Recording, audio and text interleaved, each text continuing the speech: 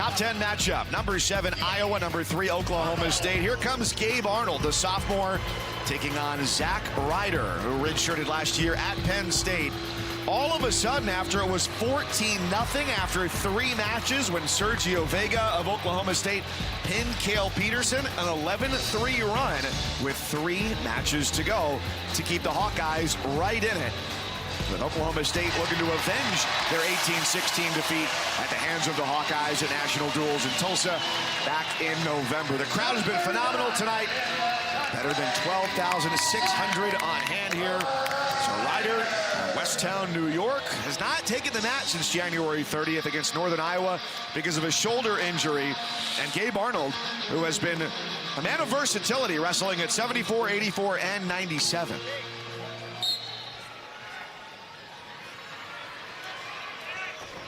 Hey, I'm calling it right now. This match is going to overtime. Gabe Arnold, man, he can battle with the best of them. In his wrestling career, he's wrestled in 3 different weight classes. We're not really sure where he belongs, but we know that he's a formidable opponent for anyone from 74 all the way up through 97. Sturdy, great positioning, great athlete, moves well, and does whatever the coach asks. He's the ultimate team player. And Zack Ryder's forcing that underhook.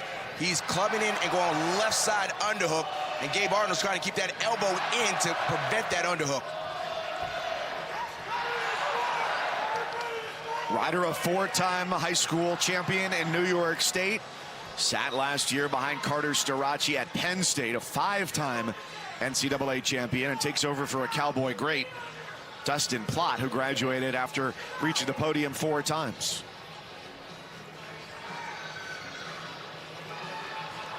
Action, guys, action.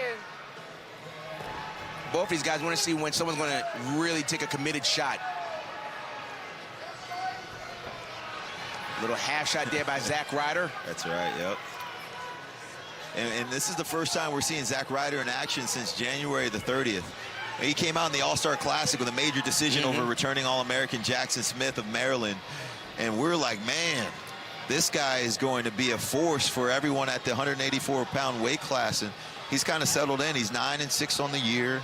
He's got a couple of losses to some unranked opponents. You know, he's excited to get back in the lineup and show us what he can do this evening. And Gabe Arnold has been in these types of matches. Low scoring, defensive minded, and tries to hold on towards the end to score. His losses have come against guys ranked in the top 10. Action, guys, work through as Ryder is at number 9. Arnold last year was Iowa's representative at the NCAA tournament, 184 pounds, went 2-2. You see Zack Ryder's kind of herky-jerky, moving his hands and then kind of just faking a half shot, but want to see a committed shot.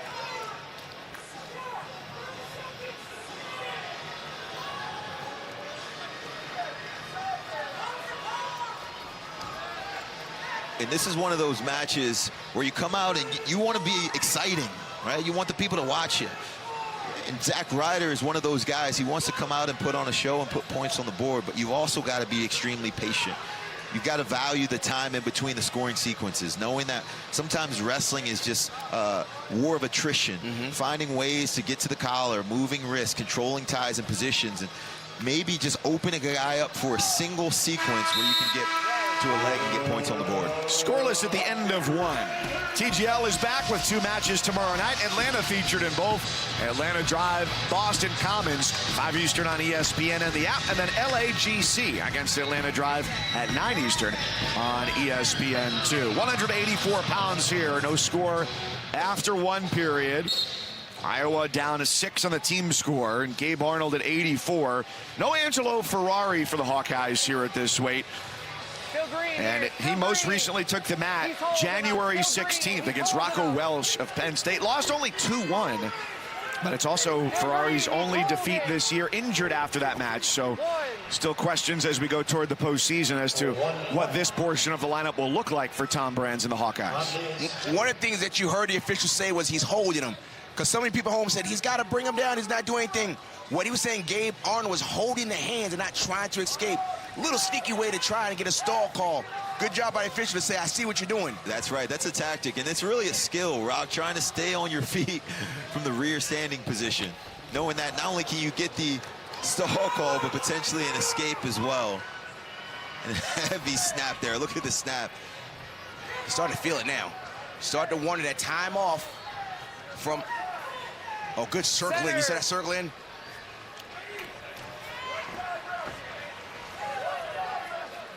Arnold's got a good rhythm here. He does. His flow is really good. I like the way he's pushing and pulling, right? He's giving pressure, releasing pressure, and keeping Ryder uncomfortable. And Ryder's, he walked up, gave it a good inhale. Starting to say, is this starting to wear him down? This style of Gabe Arnold. Looked over at the clock.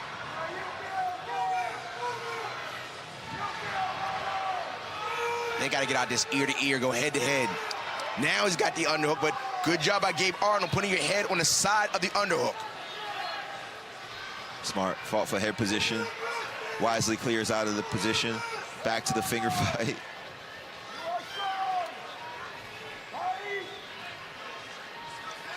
When Zack Ryder goes for the underhook, he really tries to force that underhook. He forces so much that he kind of stands up with it. He's starting to breathe heavier. So now this is one of those decisions that you have to make. Do you choose down, do you choose neutral? Knowing if you choose down, you run the risk of not only giving up riding time, but also potentially getting ridden out for an entire period. If you choose neutral, you know you're gonna need a takedown to win this match, right? At some point, you're either gonna need a reversal or a takedown. So if you get back to your feet, you give yourself less time. Looks like Zack Ryder's team is gonna decide to go down. So can he get out here? A big match for the Hawkeyes, trying to climb back after they went down 14-0, especially with 197 next, where Oklahoma State will be favored with Cody Merrill, even at 1 with a minute 50 to go. And Arnold immediately back in on it. I think a brick's coming. I think a brick's going to come. Tom Brands has it in his hand, ready for that whistle to blow. There's the brick. I love how he waited to see if he was going to be able to finish it. Hey, you see that? You see that? I threw it. Eric McGill and Nick Grasso are officials tonight here in Stillwater, Rock. Now what they're going to do now is say that he's going to ask and say, was that too late? And I think some gamesmanship is there because it was a little later, but hey, the first brick. They're looking at that. No, what they're saying, David Taylor is saying he threw his brick. He threw his brick. Too late, right? No, what he said, maybe too late. Yeah, because they are going to challenge. He waited for the sequence too long. Right, and David Taylor was looking at a specified time period between when the sequence occurs and when you actually throw your brick.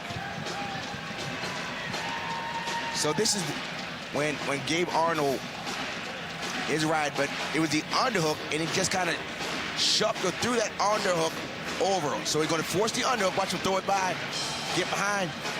Now, my view on this is that reaction time. They said, what is reaction time? The higher level of competition, reaction time should get slower. Now, my view on that is that scenario, let's look at it again. Go by. That's 3. I believe that's 3 too.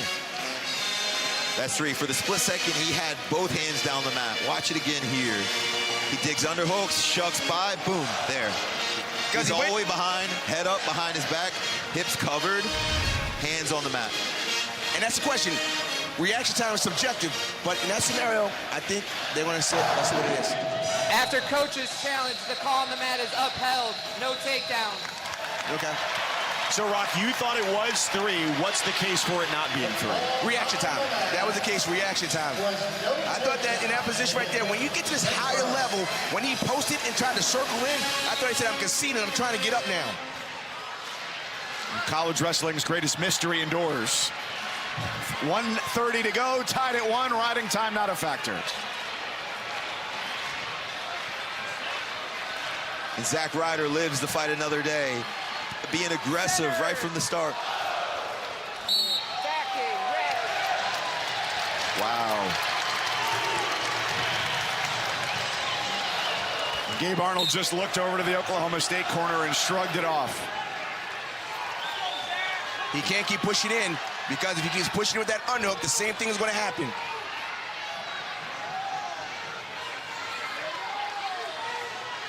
1 minute. Maybe it's not decided by a takedown. He's kind of just holding on right there, kind of just wearing on the head. Yep. Not trying to do anything offensive, just kind of wear and hang on.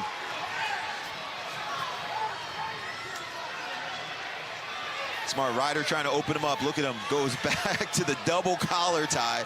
Hands clenched, pulling on the back of the head of Arnold and just trying to make him carry some of his weight, absorb some of the energy. And with 25 seconds left in the match, you don't want to have an errant shot, right? You don't have to take too big of a risk. You're about to get a 2-minute overtime period. You want to be smart here. You can finish it now in a high crotch attempt. No control.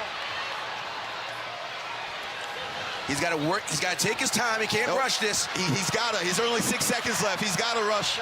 He's got to hustle. A swing and a miss from Gabe Arnold. No one's home.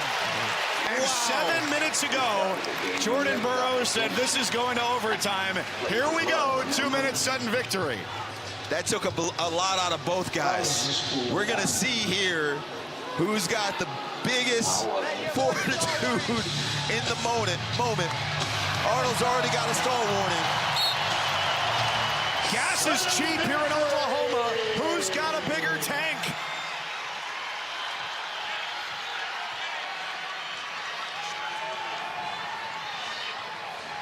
Zack Ryder is just pulling on the head. Is he going to just try and bully him out? Looks like he's just going to hold in and just try and bully him out. Nothing's really going on there. He's just holding on to the head. And if you're Arnold, you got to find a way to clear. You're not going to be able to get to an attack or to any offense with a guy double collar tie, digging underhooks. He's got to circle. He's got to circle. He's got to circle hard here now. He's got a deep underhook. He's going to have to work in. He can't get pushed out here. Good strength there. There's the splits. He's got to fight hands. He's got to face him. He can't turn his hips. Face and just be busy with the hands. Just be busy with the hands and face. And Zack Ryder's got to try and bring that in. Yep. He's just got to be busy. Do not turn your hips. He's got to continue to face. If he shoots him, that's going to be it. That's it. Yep. And that's how it ends. Yep. Ryder down, and Zack's a winner.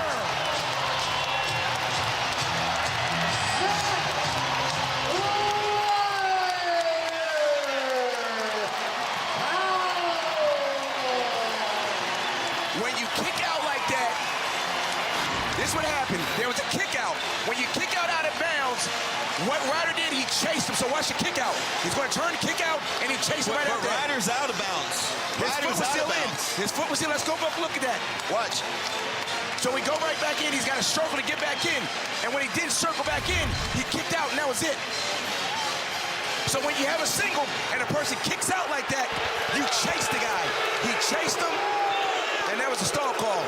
I'm not a fan of it, but it was called right. Not a fan of that, but that's how it's supposed to be called. Yeah, you knew exactly right. You saw as soon as he initiated that shot, you said it, Rock. You said this is going to be a second stall call here. Yeah. I just hate it have to end that way after such a phenomenal match. Right. But the edge rules are something that's been